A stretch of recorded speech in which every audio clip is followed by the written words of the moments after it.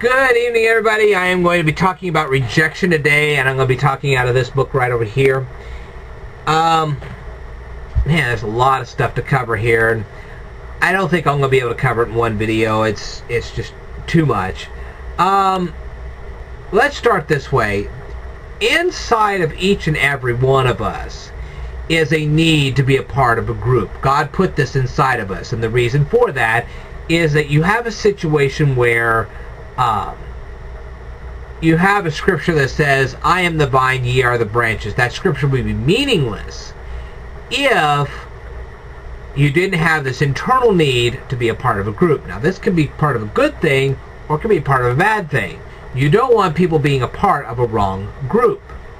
So, you want to make sure that if you have somebody that has a need like this, that you don't have them ended up with a gang or a criminal organization or anything like that. You have them part of a legitimate Christian group. Now then, if a person gets constantly rejected, and it doesn't matter whether it's their friends, their family, or even phony church ministers. Phony church ministers will reject people. If you have a phony minister and he's rejecting you on a regular basis, he's phony to the core. Real ministers would not routinely reject you. It just doesn't happen that way. But if you end up with a situation where you're constantly rejected, one of three things can happen. Number one, you can actually go and get a bunch of weapons and literally annihilate everybody that's rejected you. That's one way it could go. Number two, you can end up crawling in a little hole with your deadly weapon and finish yourself off. Or number three, you could just become manically depressed, quit taking care of yourself, become lethargic, your body then shuts down on its own, and then you keel over. And don't tell me that doesn't happen. I've seen too many videos where a person becomes an instant recluse. After a while, people start inquiring where the person is. They go into the person's house, and they find out they've been dead for 2 weeks and nobody knew it. And I've seen this, not just in the newspapers, but on YouTube as well. So I know this really happens. Alright, so how does the rejection thing actually work? Well, at one time I was dealing with some church people, and they weren't being as churchy as they should have been. I was offering some legitimate computer technology textbooks to them for the purposes of job training. Initially they rejected my offer, and later on then they went ahead and took it. Had they been really in tune with God, they would have taken it. Okay? Mainly because that would have helped people legitimately get good paying jobs. So if you find yourself and you're offering legitimate things to a church and you're constantly being rejected, your offers are being rejected and you're being rejected, you need to walk away. Now, my YouTube channel is not here to solve every one of your problems, but it does solve two of them.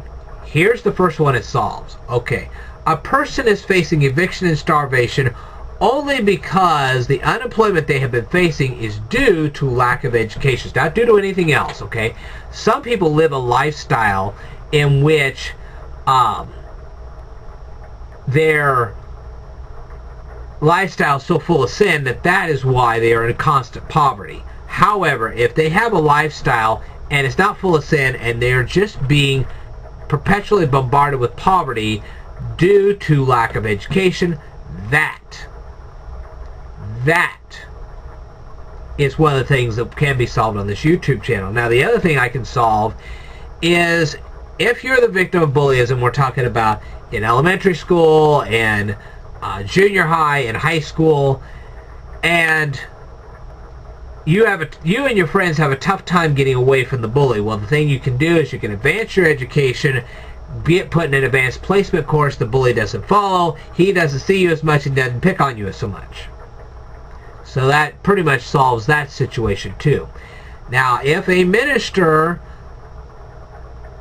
and I'm talking a fake one here, if a fake minister knows this kind of thing's going on, they know of your situation, you're facing eviction, you're facing a starvation, you're a victim of bullyism. They also know my YouTube channel that can actually fix these kind of things, and they refuse to help you with this. They refuse to tell you that I'm out there.